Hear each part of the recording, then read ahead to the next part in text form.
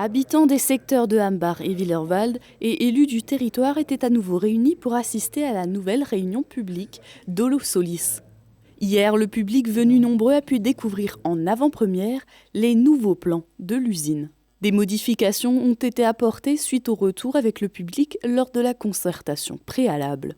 Pendant la présentation, plusieurs points ont été abordés, comme les matériaux utilisés pour la construction de la Gigafactory ou encore les végétaux qui seront plantés pour la végétalisation du site. Le permis de construire sera déposé dans les prochains jours et la demande d'autorisation environnementale sera déposée début mai. Aujourd'hui, il y a pas mal de remise en question au niveau architectural pour justement éviter les surchauffes d'été et l'usage de la climatisation, par exemple.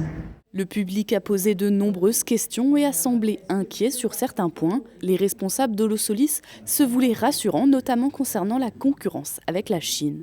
Donc le marché devant nous est important. Et donc, lorsque vous entendez les gens, lors de l'apéro, qui vous disent « Non, ça ne va pas se faire, les Chinois font du dumping », oui, c'est vrai, les Chinois font du dumping, mais les lois sont en train d'être passées pour protéger l'Europe. Parce que nous avons, et le président de la République le sait, et les acteurs européens le savent, après le Covid et après l'invasion de l'Ukraine, on s'est rendu compte à quel point on était dépendant de la Chine et à quel point on était dépendant également du gaz et du pétrole extra-européen. Et on a besoin de développer nos propres énergies ici en Europe et d'avoir une indépendance, une souveraineté. Pour faire face à ce dumping, l'Union européenne commence à voter certaines lois.